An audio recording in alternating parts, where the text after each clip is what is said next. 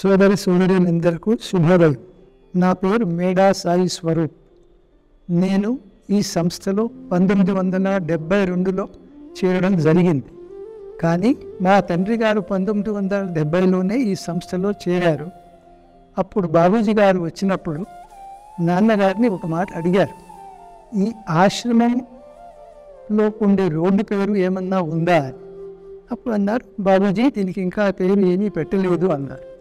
ఇప్పుడు బాబూజీ గారు ఏమన్నారంటే, దీన్ని రామచంద్ర మిషన్ రోడ్ అని పెడితే ఎంత బాగుంటుంది అని. అప్పటి నుంచి అది ఆయన మనసులో పనిచేస్తూనే ఉంది.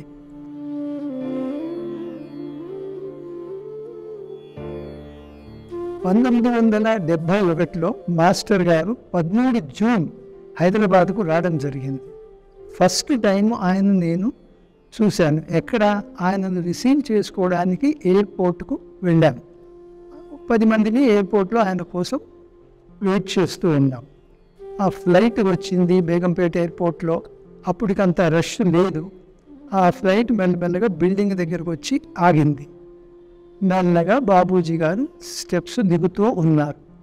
ఆయన్ని చూస్తూనే మెల్లమెల్లగా నాలో కళ్ళు చెమ్మగిలడం మొదలెట్టాయి. దాని తర్వాత కళ్ళల్లో నీళ్లు నిండాయి. దాని తర్వాత ఏడుపు రావడం ప్రారంభించింది. నాకు అనిపించింది, ఏమిటి ఈ స్పందన? ఆ ముసలాయన ఎవరో నాకు తెలియదు. నేను ఆయన ఇంతకుముందు ఎప్పుడూ చూడలేదు. కానీ ఆయన ఎక్కడో షాజాన్పూర్లో ఉండేవాసి, నేను ఉండేది హైదరాబాద్లో. ఎందుకు ఈ వైబ్రేషన్స్, ఎందుకు ఏడు? దీన్ని తెలుసుకోవడానికి కొంత సమయము, కొంతకాలం పట్టిందన్నమాట. బాబూజీ గారు ఒక సెంటెన్స్ అన్నారు, తర్వాత తెలిసింది. I don't love, I am love. నేను ప్రేమించను, నేనే ప్రేమను అని ఆయన చెప్పడం జరిగింది. అప్పుడు నాకు అర్థమైంది ఏమిటి, ఆయన ప్రేమ పెళ్ళికి వస్తూ ఉంది. ఆ ప్రేమ వాహినిలో అందరము మునిగిపోతున్నాం కాబట్టి నాకు ఆ స్పందన కలిగింది అనే భావన అప్పుడు స్ఫురించింది.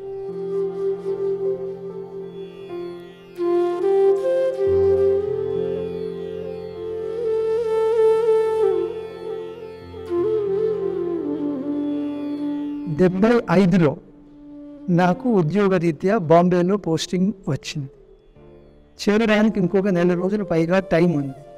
అప్పుడు అనుకున్నాము, 15 రోజులు వెళ్ళి బాబూజీ గారితో సమయం గడిపితే బాగుంటుంది కదా అని నేను నా తండ్రి గారు డిసైడ్ చేసి వెళ్దాం అనుకున్నాము. కానీ మరలా ఇంకొక ఆలోచన, అంతకుముందు మనకు షాజాన్పూర్లో ఆశ్రమం లేదు, ఉండడానికి వసతి లేదు. అందరము బాబూజీ గారి ఇంట్లోనే ఉండేవాళ్ళము. ఆయనకు బర్డెన్ పెట్టిన వాళ్ళమవుతానే, ఆయనకు దేనిపోని శ్రమ పెట్టిన వాళ్ళమవుతాము. సరే, ఇంకొక విధంగా ఆలోచించాము. పొద్దున్నే ఆ ట్రైన్ షాజాన్పూర్ 5:30కు చేరుతుంది. సాయంత్రం తిరిగి షాజాన్పూర్ నుంచి 9:30 ఢిల్లీకి చేరుతుంది. మనం ఉదయమే వెళ్ళి ఒక 15 గంటలు ఆయనతో స్పెండ్ చేసి వద్దాము అని అనుకున్నాం. అదేవిధంగా మేము బయలుదేరాము. పొద్దునే 5:30కు షాజాన్పూర్ చేరుకున్నాము. బాబూజీ గారి ఇంటికి వెళుతూనే బాబూజీ గారు ఎంతో సంతోషంగా ఫీల్ అయ్యి, నాన్నగారి అరవై రమయ్య तुम्हारा दोस्त है ना, वो वेंकट सुब्बैया जो लेजिस्लेटिव काउंसिल के चेयरमैन, जो आपने को रामचंद्र मिशन रोड नाम रखने के लिए जो मदद की है ना, वो 15 दिन में आ रहे हैं. आप ये 15 दिन ठहर के उनका देखभाल करना. మేము 15 గంటలు ఉండాలనుకున్న వాళ్ళము 15 రోజుల పైగా బాబూజీ గారు ఉండడానికి మాకు అనుమతి ఇచ్చారు. మా రొట్టె వరికి నేతిలో వెళ్ళింది అనుకున్నాం. ఆ విధంగా 15 రోజులు బాబూజీ గారి ఇంట్లో ఆయనతో సమయం గడుపుతూ ఉంటూ ఉన్నాం.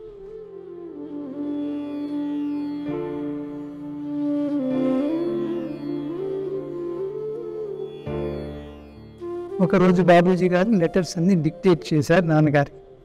నెక్స్ట్ డే ఆయన నేను కూర్చొని సరే అవి ఫేర్ కాపీ అవన్నీ రాస్తూ ఉన్నాం. అంతలో బాబూజీ గారు ఆయన రూమ్ నుంచి దగ్గరకు వచ్చి, రమయ్య, मुझे वैसा लग रहा है कि नवसारी से कोई मुझे रस्सी डाल के खींच रही है. నవసారి అనేది గుజరాత్లో ఒక ఊరు. అక్కడి నుంచి ఒకరు నన్ను పాసం వేసి లాగుతున్నారు అనే భావన వస్తుంది అని ఆయన అన్నారు. అప్పుడు నాలో వచ్చిన ఫస్ట్ థాట్ ఏమిటి, ఎంత అదృష్టవంతుడు ఆ మహానుభావుడు. అందరం బాబూజీని మాస్టర్ను గుర్తుపెట్టుకోవడం ఒక ఎత్తు, ఆయన ఫలానా అభ్యాసి చెప్పకుండానే వారిని జ్ఞాపకం పెట్టుకోవడం ఎంత గొప్పదనం. అటువంటి స్టేజ్ మనకు ఎప్పుడన్నా వస్తుందా? మనం కూడా మాస్టర్ గారి హృదయంలో చోటు చేసుకోగలుగుతామా అనే భావన వచ్చింది. అది 1975లో జరిగింది. కానీ బాబూజీ గారి మహాసమాధి తర్వాత 1990లో 15 ఏళ్ల తర్వాత అటువంటి ఎక్స్పీరియన్స్ మన చారీ మాస్టర్తో నాకు రావడం జరిగింది.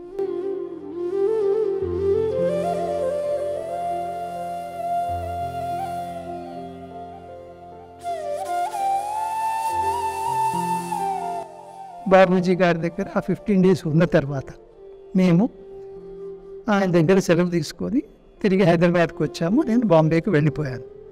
బాంబేలో నా ట్రైనింగ్ టైం గడిచిన తర్వాత నాకు తిరిగి ట్రాన్స్ఫర్ సమయం వచ్చింది. అనుకోకుండా నా ట్రాన్స్ఫర్ ఎక్కడో చిన్న కుగ్రామంలో ఆగ్రా దగ్గర వేయడం జరిగింది. నేను అనుకున్న అందరూ పెద్ద పెద్ద ఊర్లోకి వెళ్తే నన్ను ఇక్కడికి ఎందుకు వేశారని కొంచెం ఆడగలిగింది.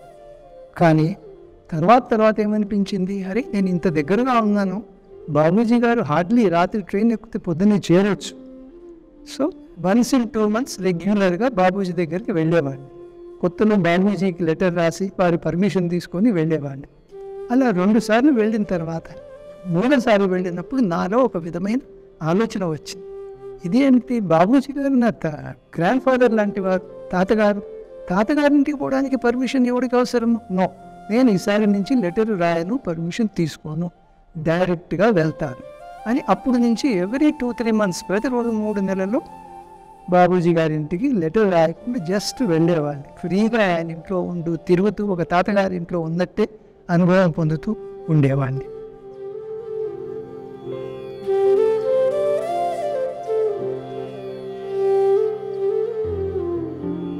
అది ఎంతోమంది ఆయన దగ్గరికి అభ్యాసులు వచ్చేవాళ్ళు.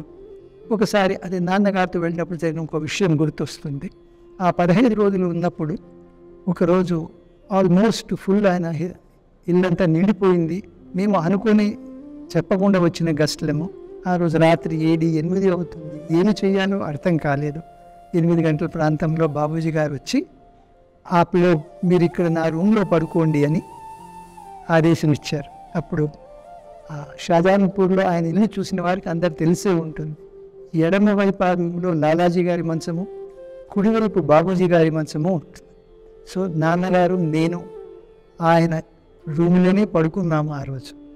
తర్వాత ఎవరైతే చెప్పారో అది నవసారీసే కోయి రస్సీ బ్యాగ్ ఎక్కించరు అని ఎవరన్నారు, వారు ఎవరో నాకు అర్థమైపోయింది. దేవరాంబాయి గారిని చాలా డివోటెడ్ అభ్యాసి, లేక్ దేవరాంబాయి ఇప్పుడు ఆయన అక్కడ ఉండేవాడు. అనుకోకుండా ఆయన 4 రోజుల తర్వాత షాజహాన్పూర్ రావడం జరిగింది. అందరం మేము 10 మంది సిట్టింగ్లో కూర్చున్నాము. ఆయన నా దగ్గర వచ్చి వీపు తట్టి లోపల తీసుకెళ్ళి ఒక సిట్టింగ్ కూడా ఇచ్చారు. సో అప్పుడు అనిపించింది ఏమిటి, ఎలా అట్రాక్ట్ చేయగలుగుతాం మాస్టర్, ఏ విధంగా మనం చేయగలుగుతామా లేదా అని కాలక్రమేణా బుక్కుల రూపంలో చదువుతూ ఉన్నప్పుడు అర్థమైంది ఏంటి, ఎప్పుడు నీ ప్రేమ యొక్క వెచ్చదనం మాస్టర్ గారికి తగులుతుందో ఆయన వివసుడైపోతాడు. He has to come with you. అది ఎటువంటిదంటే, ఆయన ఊరికనే ప్యార్ కర్నా అంటే సరిపోదు, ప్యార్ హో జాతా హై, ప్యార్ కియా నహీ జాతా. సో ఆ విధమైనది భావన మనలో పెళ్ళికినప్పుడు ఆటోమేటిక్లీ ఆయన వివసుడైపోతాడు.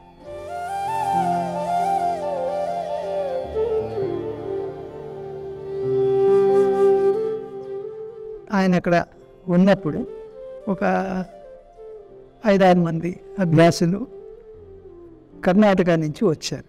5-6 రోజులు గడిచిన తర్వాత అందరూ వారి దగ్గర సెలవు తీసుకొని వెళ్తూ ఉన్నారు. అప్పుడు ఒక అభ్యాసి ఆయన దగ్గరికి వచ్చి, మాస్టర్ నేను కూడా వెళ్ళడానికి అనుమతి ఇవ్వండి. और 3 दिन रुक जाओ ना అన్నారు మాస్టర్. ठीक है बाबूजी, मैं लीव एक्सटेंशन के लिए लिखूंगा. Sir next day morning afternoon बाबूजी गाరు అడిగారు, ఏమైంది నీ లీవ్, क्या हो गया तुम्हारा लीव का?